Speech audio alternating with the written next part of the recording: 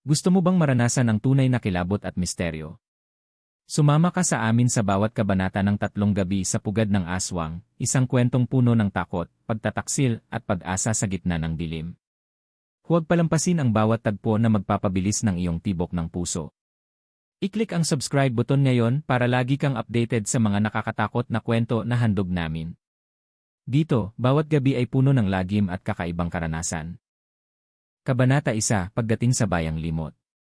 Ang langit ay kulay abo nang bumaba ang van sa paanan ng isang bulubunduking baryo sa Visayas. Sa harap ng 7 magkakaibigang sina Andrea, Nico, Mark, Trixie, Jem, Kaloy, at Mia, bumungad ang isang makipot na daan na tila walang katapusan, napapalibutan ng matataas na puno, malalagong damo, at katahimikang nakakabingi. Guys, sure ba kayong to talaga yung resort?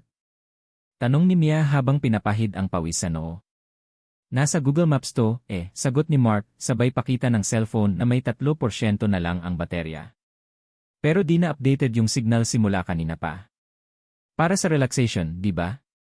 Singit ni Jem habang binubuhat ang backpack. Walang signal, walang notifications. Peace and quiet. Napabuntong hininga si Andrea. Siya ang nagplano ng trip na ito, isang quick escape mula sa stress sa Maynila. Nais lang niyang magsama-sama muli ang barkada bago sila masing-masing bumalik sa kani-kanilang trabaho't abala. Ngunit may kakaibang lamig sa hangin ng bayang ito, hindi lang basta simoy ng bundok. Para bang may matang nakamasid. Pagdating nila sa mismong baryo, sinalubong sila ng isang lumang arko na yari sa bato. Nakalagay sa itaas ang salitang, maligayang pagdating sa Sitio Lagim, medyo kupas na, at tinubuan na ng lumot ang mga sulok. Lagim? Bulong ni Kaloy. Anong klaseng pangalan ng lugar yan? Huwag kang ang praning, sabi ni Trixie habang nakangiti. Gawa-gawa lang yan para sa aesthetic ng mga horror-horror. Pampadagdag thrill. Maya-maya pa'y lumapit sa kanila ang isang matandang babae, nakaputing saya at may baston. Tila edad 80 na, ngunit matalim ang mga mata. Kayo ba yung nagpa-reserve sa bahay ni Aling Pilar? Tanong niya, malamig ang tinig. Opo, kami po. Si Andrea, sagot ng dalaga, sabay abot ng kamay. Hindi bumiti ang matanda. Tinanguan lang sila. Sundan niyo ako. Tahimik ang baryo. Walang masyadong tao sa paligid. May ilang matandang nakaupo sa gilid ng kalsada, pero hindi sila ngumingiti, nakatingin lang, para bang sinusukat ang kanilang mga kaluluwa. Nakarating sila sa isang lumang bahay na gawa sa kahoy at bato. May kalumaan ito, pero matibay. Sa gilid ng bahay ay may balon, at sa likod ay may masukal na gubat. Pasok na kayo, utos ni Aling Pilar. Walang lumalabas pagpatak ng dilim. Napatinginan ang barkada sa isa't isa. Bakit po? Tanong ni Nico. Dahil hindi kayo taga rito, maikli niyang sagot. Pagpasok sa loob ng bahay, amoy agad nila ang halimuyak ng insenso. Sa mga dingding ay may mga lumang larawan ng mga taong nakasuot ng sinaunang barotsaya. Ang ilan sa kanila ay walang mata sa litrato. Creepy naman ito, bulong ni Mia. Ikaw lang ang creepy, sabay kurot ni Trixie. Tumawa ang iba, pilit na winawaksi ang kakaibang tensyon. Habang inaayos nila ang gamit, napansin ni Mark na may lumang journal sa ilalim ng kama. Kinuha niya ito, binuklat, ngunit puro Latin ang nakasulat. Uy, parang spellbook to biro niya. Huwag mong hawakan yan, biglang sigaw ni Aling Pilar mula sa kusina. May mga bagay na hindi para sa inyo. Natahimik ang lahat. Pagsapit ng gabi, habang kumakain sila ng tinolang manok sa lamesa, tahimik lang si Aling Pilar sa isang sulok. Panay ang sulyap nito sa bintana. Lahat sila'y nagkakatinginan. Hanggang sa biglang tumahol ang mga aso sa labas. Malalalim. Sunod-sunod. Sumunod ang kaluskos sa bubong. Rat siguro, sabi ni Kaloy. Pero sumunod ang tila pagaspas ng pakpak. Mabagal. Malalim. Parang may dambuhalang ibon na lumilipad sa ibabaw ng bahay. Matulog na kayo, sabi ni Aling Pilar, sabay lapag ng kandila sa sala. Wala kayong dapat katakutan, basta't huwag kayong lalabas. Nang tanungin nila kung bakit, tiningnan lang sila ng matanda. At kung may marinig kayong kumakalabit sa bintana, anya, huwag kayong sumilip. Tahimik. Walang nagtawanan. Wala nang nagtanong. At sa unang gabi sa Sitio Lagim, habang unti-unting nauubos ang kandila, may malamig na hiningang humahaplos sa mga dingding at may matang tila nanonood sa dilim. Kabanata 2, Kalabit sa bintana. Madaling araw. Nagising si Andrea sa tunog ng maliliit na bato na tila tumatama sa bintana ng kanilang kwarto. Nakasama niya sa kama si Mia, habang sa kabilang kwarto ay natutulog sina Mark at Trixie. Si Kaloy, Nico, at Jem ay nagsiksikan sa lumang sofa sa sala. Tahimik ang buong bahay, maliban sa kaluskos mula sa labas. Pakiramdam ni Andrea ay parang may dumaan sa ilalim ng bintana. Muli niyang sinilip ang cellphone, 1:43 AM. Wala nang signal. Mia, bulong niya, naririnig mo yun? Enan? Bumaling ang kaibigan, medyo antok pa. Wala, bakit? Hindi na siya sumagot. Tumayo si Andrea at lumapit sa bintana. Maingat niyang tinanggal ang kurtina at doon niya nakita. Isang anino. Hindi siya sigurado kung tao. Nakayuko ito, parang nakatungo sa lupa, nakapwesto sa gilid ng balon. Hindi gumagalaw. Hindi rin lumilingon. Bigla itong tumingala. Mabilis na napaatras si Andrea at napasigaw siya ng mahina. Diyos ko! Anong nangyari? Gulat na tanong ni Mia, bumangon agad. May tao sa labas, bulong niya. May nakatingin. Sa sala, nagising si Nico. Sumunod si Kaloy at Jem na parehong narinig ang pagkatapik ni Andrea sa dingding. Okay lang kayo dyan? Tanong ni Nico habang kinakaluskos ang pinto ng kwarto nila. Nagbukas ang pinto. Lumabas sina Andrea at Mia, parehong maputla. May nakasilip sa labas. Hindi ko alam kung tao, anya. Nagkatinginan ang tatlong lalaki. Guni-guni lang siguro, sabi ni Jem, pilit na pinapakalma ang lahat. Tulog na lang ulit tayo. Ngunit bigla silang napatigil. Tok. Tok. Tok. May kumalabit sa bintana. Isa. Dalawa. Tatlong beses. Sunod ang tunog ng kuko sa salamin. Parang hinihimas, sinasayad paikot. Si Kaloy, kahit matapang, ay napaatras. Walang ibang bahay dito, di ba? Wala, sagot ni Andrea, nanginginig ang tinig. Pinakatabing bahay na raw itong kay Aling Pilar. Nagpa siya si Mark na buksan ang pinto ng kwarto nila. Lumabas siya, kasunod si Trixie. May dala siyang flashlight. Wala tayong makikita kung magpapanik tayo, anya. Check natin. Binuksan nila ang ilaw sa sala. Nangilabot sila. Sa salamin ng bintana, may 5 markang may dugo. Parang pinatakan ng hinlalaki na naglalagas. Paano magkakaroon ng dugo dito? Tanong ni Trixie. Tumakbo si Jem palabas para silipin ang paligid gamit ang flashlight ni Mark. Pero wala siyang nakita hanggang sa itutok niya ang ilaw sa gubat sa likuran ng bahay. May gumalaw. Isang itim na nilalang. Baluktot ang katawan, nakaapak sa mga sanga ng puno sa taas. Parang nakatungo pero nakangiti, ngiting walang laman. Tumakbo agad pabalik si Jem. May hayop sa likod. Ang laki. Hayop. Tanong ni Kaloy nanginginig. Anong klaseng hayop, Jem? Hindi ko alam. Parang tao, pero nakalambitin sa taas ng puno. Biglang bumukas ang pinto ng kusina. Nakatayo si Aling Pilar, may hawak na krusipisyo at palad ng dahon ng saging na may sinunog na uling sa gitna. Ano bang ginawa niyo?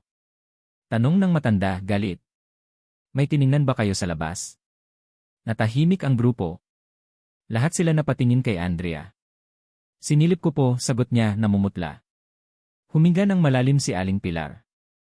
Sabi ko sa inyo, huwag sumilip. May gumising sa kanila. Sa kanila? Tanong ni Mark. Sa mga nagbabantay sa gubat. Mga nilalang na hindi na dapat nakakakita ng ilaw. Nagsisidatingan sila kapag naramdaman nilang may dayuhan. Biglang lumindol ng kaunti. Hindi malakas pero sapat para gumalaw ang mga baso sa lamesa. Isang paalala yan, sabi ni Aling Pilar, na hindi kayo welcome. Kinabukasan daw ay pista sa baryo. Ngunit sa gabing iyon, sa ilalim ng buwan na parang pilit tinatakpan ng ulap, nagsimula na ang pagbisita ng mga bantay ng kabubatan, mga nilalang na hindi basta multo. Mga aswang na nakakalimutang tao ang anyo, ngunit halimaw na ang kaluluwa. Habang nagkakatinginan silang 7, may isang tanong ang namuo sa isip nila. Bakit nga ba dito sila napadpad? At higit pa roon, Makakaalis pa kaya sila bago matapos ang 3 gabi? Kabanata 3, Pista ng mga nawawala. Umaga ng ikalawang araw. Tila walang nangyaring kakaiba kagabi. Sa labas, may tugtog ng bandang lokal, mga batang naghahabulan, at mga matatandang abala sa pagluluto ng pagkain sa mga kawa. Pista raw, ayon kay Aling Pilar. Pero kahit maliwanag ang langit, mabigat ang pakiramdam ng barkada. Hindi normal yung nangyari kagabi, bulong ni Andrea habang nagsusuklay sa harap ng salamin. Yung itsura ng nilalang sa puno, hindi yon hayop. Si Trixie naman ay tahimik, palingalinga. Parang may sumusunod sa atin. Kahit saan tayo magpunta, parang may mata sa likod ng mga puno. Nagpasya silang sumama sa mga tao sa plaza para hindi sila magmukhang tagalabas. Doon nila unang napansin ang kakaibang mga kilos ng taga-baryo. Tahimik. Matipid ngumiti. Parang may itinatago. Uy, saan si Jem? Tanong ni Kaloy habang kumakain ng pansit na dilaw sa isang tolda. Nagkatinginan sila. Huling nakita si Jem madaling araw, umihiraw saglit sa likod ng bahay. Hindi na bumalik sa loob. Baka natulog sa sasakyan, sabi ni Nico, pero halatang iniiwasan ang sariling takutin. Sinuyod nila ang paligid. Sasakyan? Wala. Kubo sa likod ng bahay? Wala. Sa likod ng mga puno? May mga bakas ng yapak, pero ang mga daliri ng paa ay nakatalikod. Pagbalik nila kay Aling Pilar, doon nila hinarap ang tanong. Aling Pilar, nasaan po si Jem? Hindi siya bumalik simula kagabi. Tahimik lang ang matanda. Hinaplos ang maliit na krus na nakasabit sa kanyang dibdib. Hindi na siya makakabalik. Napatayo si Mark. Anong ibig niyong sabihin? Sinundan niya ang tinig na hindi dapat sundan. Kapag may narinig kayong boses sa gabi, lalo na kung pamilyar, huwag kayong lalapit. Tumayo si Andrea, lumapit sa mesa. Bakit hindi niyo sinabi agad sa amin ang totoo? Sinabi ko, sagot ni Aling Pilar, matay diretsyo sa kanya. Pero ang mga bisita, laging mausisa. At ang aswang, laging gutom. Gabi na. Ikalawang gabi. Hindi na sila lumabas ng bahay. Pinilit nilang isara lahat ng bintana, pinahiran ng bawang at asin ang mga sulok. Pero may isang pagkakamali. Si Mark, sa takot at inis, nagdesisyong tumakas. Hindi ako mananatili rito na parang baboy sa kulungan. Sigaw niya. Kung may aswang, lalaban ako. Hinabol siya ni Nico pero huli na. Umakyat si Mark sa bubungan at tumalon sa kabilang bakod, papuntang gubat. Pagkatapos ng ilang segundo. Wah! Isang matinis na sigaw ang sumabog sa dilim. Tumahimik ang gabi. Pati ang mga kuliglig ay nanahimik. Pagbalik ni Nico, putlang-putla. Hindi ko siya nakita. Pero may narinig akong mga kuko kinakalmot ang lupa. At may nakasabit sa sanga. Basang-basa ng dugo ang dahon. 2 na ang nawawala. At isa lang ang malinaw. Hindi na ito simpleng bakasyon. Isa itong bitad.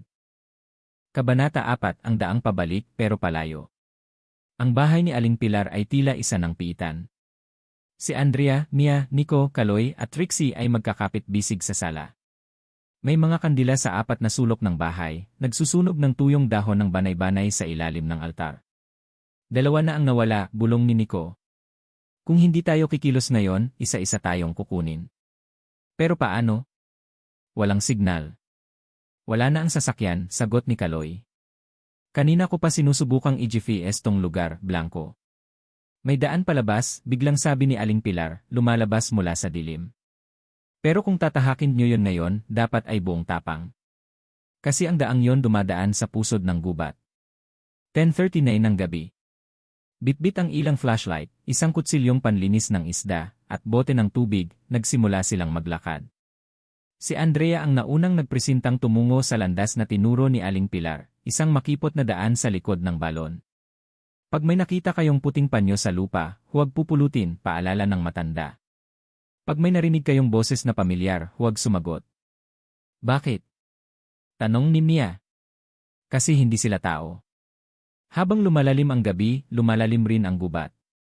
Hindi na nila marinig ang tugtog ng banda mula sa baryo. Ang katahimikan ay may kasamang malamig na hininga, parang may humihina sa likod ng kanilang batok. Tumingin si Trixie sa paligid. Parang nag-ikot lang tayo. Tama siya. Pamilyar ang isang puno. Ang palatandaan ni Nico na kinayod sa balat ng kahoy, nandito na naman. Impossible to, bulalas ni Kaloy. Diretso lang tayo, di ba? Hindi tayo lumalayo, bulong ni Andrea. Tayo ang nilalapit. Biglang may liwanag mula sa kanan. Flashlight. Mabilis itong lumipat sa harap nila. May sumisitsit. Guys, si Jem yon. Bulong ni Nico. Sa liwanag, kitang-kita nilang si Jem, pero madumi, basang-basa ng putik, at tila nakangiting pilit. Kumakaway. Sumunod kayo. Nakita ko ang daan palabas. Sigaw ni Jem. Lalapit na sana si Nico, pero pinigilan siya ni Andrea. Wag.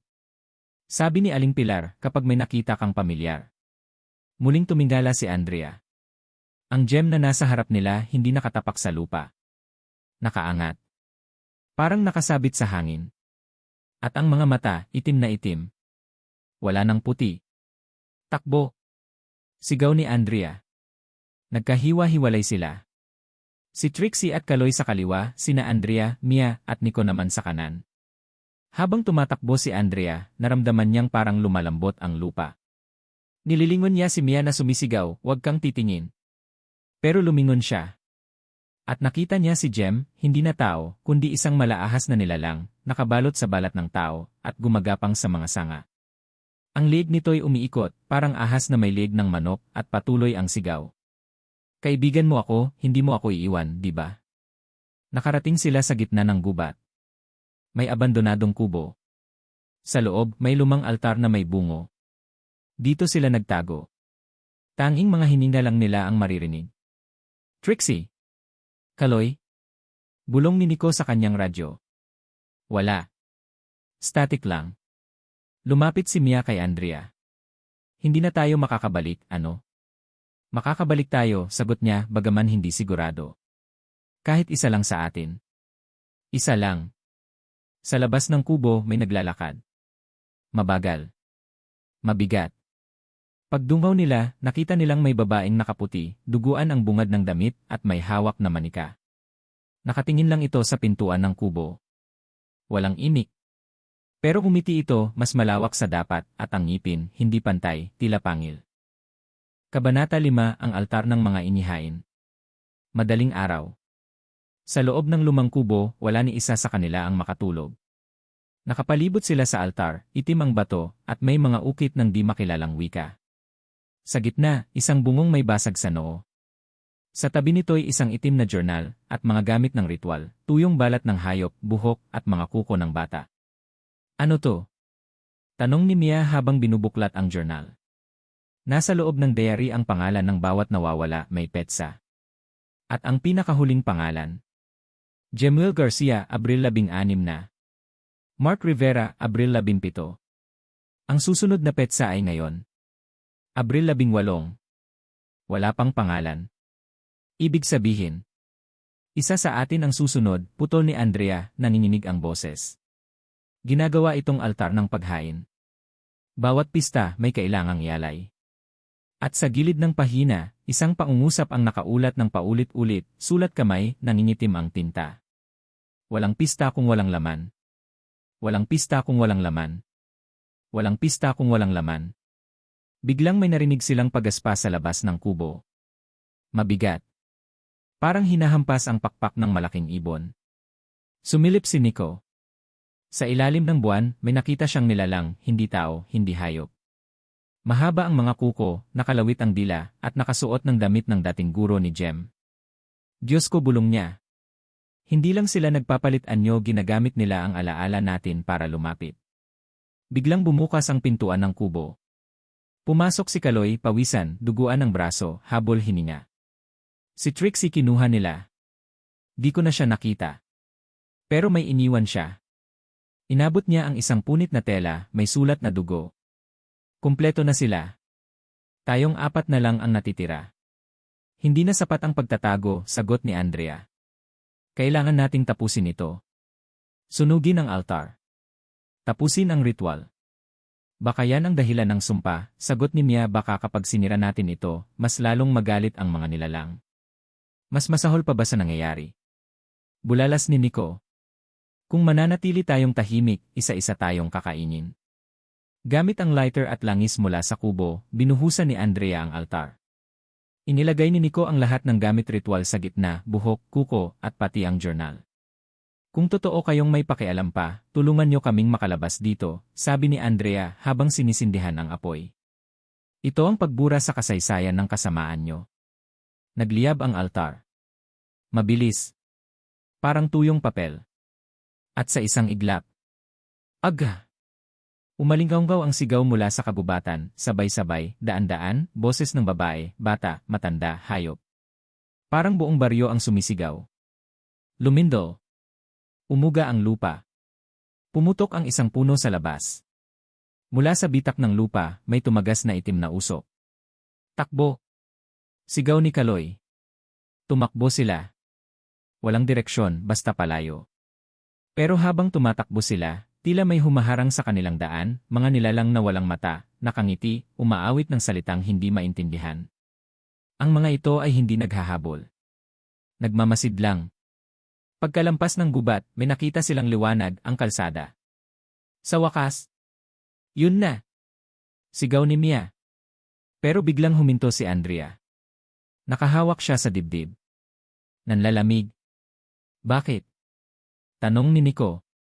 Hindi ako kasali sa listahan, bulong niya. Walang pangalan ko sa altar. Baka yun ang dahilan ako ang huling alay. Biglang naramdaman ng lahat ang malamig na hangin. Ang mga boses sa gubat ay lalong lumalapit. Hinawakan ni Andrea ang kamay ni Mia, tumakbo kayo. Kaya kong pigilan sila. Kung may kailangang manatili ako na. Hindi. Umiiyak si Mia pero pinigilan siya ni Andrea. Gawin niyo tong makatwiran. Mabuhay kayo para sa amin. Habang papalapit ang mga nilalang, hinarap sila ni Andrea. Tinindigan ang lupa, hinarap ang anino. Isang huling sigaw at putol. Kinaumagahan. Dumating ang rescue. Nakatayo sa gilid ng kalsada sina Nico, Mia, at Kaloy, sugatan, pagod, nanginginig. Walang makitang bakas ng gubat sa likod nila. Parang kailan lang ay wala roon ang pugad ng mga nilalang. Pero sa isipan nila, hinding-hindi ito mawawala. Epilogo. Pagkaraan ng isang taon, si Mia ay bumalik sa baryo kasama ang ilang pulis at reporter. Walang nakitang bahay. Walang baryo. Walang aling pilar. Pero sa pinakagitna ng kakahuyan, may nakita silang lumang bato, tila sinunog at may isang bagong ukit. Andrea Reyes, inialay, Abril 18. At sa tabi ng bato, may sariwang puting panyo. Nakasulat sa gilid. Bumalik kayo. Gutom na kami. Kabanata 6, ang gutom ay sumusunod. Isang linggo matapos makauwi. Tahimik ang bahay ni Mia sa Quezon City. Hindi siya lumalabas, hindi rin natutulog ng maayos. Paulit-ulit niyang binabasa ang lumat kupas na diary na nakuha nila sa altar bago ito masunog. Hindi niya alam kung paano pero naiuwi niya ito. Hindi nasunog kasama ng altar. At sa likod na pahina, may bagong sulat na ngayon lang niya napansin. Kapag dinala mo ang lihim sa labas, dadalhin mo rin ang gutom. Martes, 2:00 ng madaling araw. Nagising si Mia sa malakas na katok. Sunod-sunod. Parang nagmamadali. Tok. Tok. Tok. Pagtingin niya sa bintana, si Andrea. Basa sa ulan, maputla ang balat, nanginginig sa lamig. Buksan mo, Mia. Hindi pa ako tapos. Napaatras si Mia, imposible. Alam niyang patay na si Andrea. Nakita niya itong lamunin ng mga anino. Pero ngayon, nasa harap niya, nagmamakaawa. Umiiyak. Buksan mo na ang lamig. Ngunit may kakaiba sa mga mata nito. Walang puti. Itim lang. Parang yung mga nilalang sa kagubatan. Tok. Tok. Tok. Nagsimulang bumuka ang bibig ni Andrea, napakalaki. Mas malaki kaysa dapat. At mula rito, lumabas ang mahabang dila. Basang-basang mapula. Tok. Tok. Tok. Biglang tumigil ang katok. Pagdungaw ni Mia, wala na si Andrea. Ngunit sa salamin ng kanyang kabinet, nakatayo ito sa likod niya. Nakangiti. Sabay na putol ang kuryente. Sigaw ni Mia ang pumunit sa gabi. Ilang oras matapos iyon. Tumakbo si Mia papunta kina Nico at Kaloy. Kinabukasan, nagkita silang tatlo sa isang motel sa may Laguna, takot na takot. Kita ko si Jemuel sa TV, may nasunog na apartment sa Bacolod. Isa raw sa bangkay siya. Pero imposibleng naroon siya. Iba ang mukha. Pero may tattoo siya, di ba? Yung salitang hindi natin maintindihan. Sabi ni Nico. Yun ang nakaukit sa altar, sagot ni Kaloy. Muling binuklat ni Mia ang diary. Habang binabasa nila, sunod-sunod na lumilitaw ang mga bagong pangalan, parang sinusulat ng hindi nakikitang kamay. Andrea Reyes, Jemuel Garcia, Mark Rivera, Trixie Salvador, Mia Feliciano, Nico Bernardino, Kaloy Banzon. Lahat sila. Kahit nakatakas tayo hindi na tayo ligtas, bulong ni Kaloy. Kinagabihan. Habang natutulog si Nico, napaginipan niya ang altar muli. Buhay na muli ang mga apoy. Tumatayo ang mga nilalang. Isa-isang bumabalik. At sa gitna, may isang reyna, nakaitim, nakalutang, walang mukha. Ngunit nagsasalita. Hindi sapat ang sunugin. Daladala niyo ang laman. Daladala niyo ako. Nagising si Nico sa tunog ng pagsuka. Si Kaloy sumusuka ng buhok at kuko. Umaga. Wala na si Kaloy. Nawala lang. Sa kwarto, naiwan ang diary, bukas sa pinakahuling pahina. 3 na lang ang laman. 2 na lang ang natitira. Huling eksena ng kabanata. Sina Mia at Nico magkatabi sa loob ng lumang simbahan sa Antipolo. Nakatirik ang maraming kandila. Basang-basa ang diary ng kanilang pawis at luha. Hindi tayo makakatakas, sabi ni Mia, ang pugad dala-dala natin. Hindi lugar ang pugad. Tayo yon. Tahimik si Nico. Tumayo siya. Lumapit sa altar. Hinubad ang damit. Nakita ni Mia ang kanyang likod. May umuusbong na pakpak. Maitim. Balat na tuyo. Nico. Nagugutom na ako. Sagot ni Nico. Putol. Kabanata 7, ang katahimikan ng gutom. Sa loob ng lumang simbahan sa Antipolo. Hindi gumagalaw si Mia, ng lalaki ang mga mata habang nakatitig sa likod ni Nico. Doon, dahan-dahang bumubuka ang mga pakpak na parang balat ng paniki. Kulubot, madilim at may amoy ng nabubulok na karne. Nico. Hindi ka yan, nanginginig ang boses ni Mia. Ngunit hindi sumagot si Nico. Nakayuko siya at unti-unting tumingala. Sa unang pagkakataon, nakita ni Mia ang mga mata niya, wala na ang dating ningning. Itim na, parang walang kaluluwa. Totoo ka nga, sabi niya sa sarili, nanginilid ang luha. Hinawakan ka na nila. Biglang sumigaw si Nico. Isang malalim, mababang sigaw na parang hayop. Tumigil ang oras. Ang mga kandila sa paligid nila ay isa-isang namatay. Flashback, gabi ng 2 araw sa pugad. Habang natutulog ang lahat, si Nico ay tinawag ng boses sa hangin. Hindi niya sinasadya, pero tumayo siya, naglakad papasok sa kabubatan, hanggang sa muling marating ang altar. Isang matandang babae, nakalugay ang buhok at wala ng mata, ang lumapit sa kanya. Sakripisyo ang kailangan. Ikaw ang pinili. Buhay ka, pero lalagyan ka namin ng gutom. Tinutok ng matanda ang isang kuko sa dibdib ni Nico.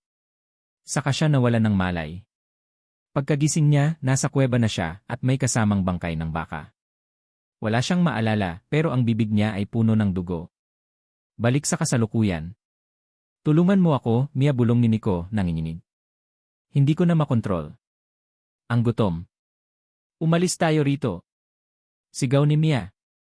Tumakbo siya palabas ng simbahan, ngunit sa labas, may humarang sa kanya, si Andrea. Mukhang buhay. Nakasuot ng pangkaraniwang damit, may hawak pang cellphone. Nakatitig lang.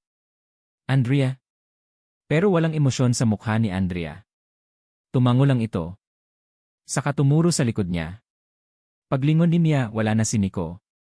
Sa apartment ni Mia kinabukasan. Nag-empake si Mia ng gamit. Hindi na siya ligtas. Hindi lang si Nico ang nawawala, pati si Kaloy, wala pa ring balita. At may mga ulat sa balita ng mga bangkay na natagpo ang buto na lang, wala ng laman, sa iba't ibang parte ng lungsod. Nagtungo siya sa tayan niya sa Bohol, nagbabaka sakaling may makilalang albularyo o babaylan. Pagdating doon, sinalubong siya ng matanda, isang bulag na babaylan. Hindi mo na kailangan magsalita, Hija, sabi nito. Naamoy ko na ang pugad. Hindi mo na ito kayang takasan. Kaya mo lang siyang ilibing. Paano? Umiiyak si Mia. Hindi altar ang dapat sunugin. Kayo. Isa sa inyo ang dapat isakripisyo para maipako muli ang gutom. Gabi sa Bohol. Habang natutulog si Mia, may narinig siyang kaluskos sa bubong. Pagtingin niya sa labas, may aninong dumaan. Bumukas ang cellphone niya mag-isa. Tumunog. May video. Si Nico. Sa video, hawak niya ang cellphone, nakatutok sa sarili. Nasa loob siya ng isang madilim na kuweba.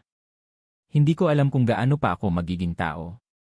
Mia, kung mahal mo pa ako, hanapin mo ako bago ako tuluyang mawala. Nasa ilalim ako ng pugad. Sa lugar na tinatawag nilang tiyan ng inang itim. Tumigil ang video. Pagkatapos may sumunod na mensahe. Isa sa atin ang kailangang mamatay. O lahat tayo magiging gutom. Pangwakas ng kabanata. Mia, nasa bangka, patungo sa isang liblib na isla sa Visayas. Ang tubig ay maitim. Ang hangin mabigat. Dala niya ang diary, isang kutsilyo at isang tanong. Sino ang dapat niyang iligtas? At sino ang dapat niyang isakripisyo? Kabanata 8, Tiyan ng inang itim. Sa bangka, isang araw bago ang ika-4 na gabi. Tahimik si Mia, tila wala na siyang luha, wala na ring kaba, ang natira na lang sa kanya ay galit at takot na binuhusan ng layunin. Hawak-hawak niya ang diary, bukas sa pahinang nagsisilbing mapa ng isla. Tinandaan niya ang marka, isang kuweba sa gilid ng bundok, pinaniniwala ang tiyan ng inang itim, ang reyna ng gutom. Sa tabi niya, isang albularyo mula Bohol, si Aling Pina, isang matandang mukhang payat pero matalim ang tingin. Kapag narating natin ang kuweba, hindi ka na pwedeng umatras. Ang lugar na yan, hindi lang tahanan ng aswang, bahagi na ng katawan nila. Buhay ang lupa, buhay ang hangin. At pag hindi ka tinanggap, lulunukin ka. Pagdating sa isla, maitim ang buhangin. Mabaho ang paligid, amoy panis na dugo. Walang ibang naroon kundi mga pugad ng uwak at mga puno ng balete na may nakabigting balat ng hayop. Dito ka na lang, Aling Pina, sabi ni Mia, ako na lang ang papasok. Umiti si Aling Pina. Hindi ko na kaya. Pero ito ang huling tulong ko. Inabot nito kay Mia ang isang maliliit na bote ng pulang likido. Dugo ng babaylan. Pag nilagay mo sa mata mo, makikita mo ang totoo. Pero isang beses lang pwede. Kapag naubos, di mo na malalaman kung tao pa ba o gutom na. Sa loob ng kagubatan. Habang papalalim si Mia sa gubat, napansin niyang hindi na normal ang paligid. Tahimik, walang insekto, walang ibon, pero naririnig niya ang mga bulong. Pamilyar ang mga boses. Parang sila Mart, Andrea, Trixie at si Kaloy. Mia, tulungan mo kami. Sinubukan niyang huwag pansinin.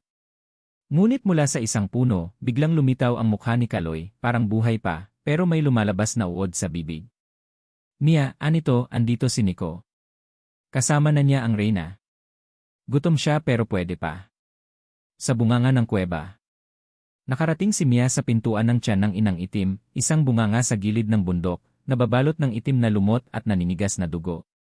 Binuksan niya ang maliit na bote at pinatak ang dugo ng babaylan sa kanyang mga mata. Agad nagbago ang mundo. Ang paligid ay nagliwanag pero sa kakaibang paraan, parang may ilaw na galing sa loob ng mga anino. Sa kanyang harapan, ang kagubatan ay buhay. May mga nilalang sa pader ng kuweba, nakabaon, nakangiti, nakadilat pa ang mga mata. Lahat pamilyar. Isa-isa niyang nakilala. Andrea. Mark. Trixie. Kaloy. At sa gitna ng kuweba, si Nico. Sa loob ng tiyan. Nakatali si Nico sa isang altar na gawa sa buto. Nakapikit. Payat na payat. May nakaukit sa balat niya, mga simbolo ng gutom. Lumapit si Mia. Nico, andito na ako, bulong niya. Dumilat si Nico. Ngumiti. Ngayon kumpleto na tayo, sabay biglang bumuka ang pader ng kuweba. Mula sa likod, lumitaw ang isang nilalang, inang itim. Wala itong mukha, puro bunganga ang katawan. Mula sa mga bunganga lumalabas ang tawa ng daan-daang boses. Isang sakripisyo. Isang kaluluwa. Para hindi kumalat ang gutom. Huling tanong ng kabanata. Lumingon si Mia kay Nico. Si Nico na naging dahilan kung bakit siya pa rin lumalaban. Si Nico na ngayon ay kalahating gutom na. Papatayin mo ba ako? Tanong nito. Hindi. E di sila ang papatayin. Sa kanyang kamay, hawak ni Mia ang kutsilyong isinawsaw sa dugo ng babaylan. Isang tusok lang ang kailangan. Isa lang ang kailangang maipako. Kabanata Siyam Alay. Ang katahimikan ay tila may sariling bigat, parang hinihigop ng lupa ang mga tunog, binabagsakan ang bawat hakbang ni Mia ng dasal ng mga patay. Si Nico ay nakatali pa rin, nanginginig, ngunit may ngiti sa labi. Hindi mo na ako maililigtas, Mia, bulong nito. Parte na ako ng tiyan. Hindi na ako gutom, ako na ang gumugutom. Hindi. Ilalabas kita rito. Hindi matatapos sa ganito, sagot ni Mia habang hawak ang kutsilyong may pulang anting-anting sa hawakan, ang huling pamana ni Aling Pina. Mula sa dilim, muling gumapang ang inang itim, isang nilalang na binubuo ng mga bunganga, mata, at mga kamay ng libo-libong kinain nito sa loob ng daang taon. Sa bawat daan nito, naglalaglagan ang dila at ngipin sa sahig. Isa ang dapat isakripisyo. Bumukas ang lupa. Luminaw ang mga anino. Muling sumigaw ang boses ng mga dating kaibigan ni Mia. Andrea. Trixie. Kaloy. Mark. Nakaupo sila sa gilid ng altar, parang buhay pa. Pero may kakaiba, parang gusto na nilang manatili roon. Parang nakahanap sila ng kapayapaan sa tiyan ng dilim. Nakita namin ang totoo, bulong ni Andrea. Wala nang sakit. Wala nang takot. Tayo na lang ang kulang, Mia, tayo na lang. Napalingon si Mia kay Nico, nagmakaawa ito. Ilabas mo ko. Isang pagpipilian. Isasakripisyo ba ni Mia si Nico para matapos ang gutom? O papatayin niya ang sarili niya bilang alay? Pero sa kanyang likod, biglang may gumalaw, isang pamilyar na tinig. Tumigil ka na, Mia. Si Aling Pina. Sugatan, duguan, ngunit buhay. May isa pang paraan. Patayin ang ugat. Ang puso ng inang itim. Nasaan? Itinuro nito ang altar kung saan nakaupo ang isang bata. Isang batang babae na nakapikit, may nakaukit na balete sa noo. Iyan ang anak ng orihinal na babaylan na naging unang gutom. Siya ang pinanggalingan. Buhayin siya at ang tiyan ay mamamatay. Desisyon ni Mia. Nilapitan ni Mia ang bata. Pinatulo ang natitirang dugo ng babaylan sa mga labi nito. Gising na bulong niya. Biglang lumindol. Umiyak ang inang itim. Isang daing ng libo-libong nilalang. Huwag. Ngunit huli na. Dumilat ang bata. Ang katawan ng inang itim ay nagsimulang mabulok. Nagtalsikan ang mga bahagi nito. Nagsimulang matunaw ang mga nilalang sa paligid. Si Nico ay napasigaw, bumagsak sa lupa, pero buhay. Si Andrea, Mark, Trixie, at Kaloy ay nagsimulang maglaho, ngunit may ngiti sa labi. Salamat, Mia, sa paglaya. Paglabas sa kuweba. Umaga na. Kasama si Nico at Aling Pina, lumabas si Mia mula sa kabubatan. Tahimik ang paligid. Wala na ang amoy ng dugo. Wala na ang bulong. Tahimik ang isla, parang bagong isinilang.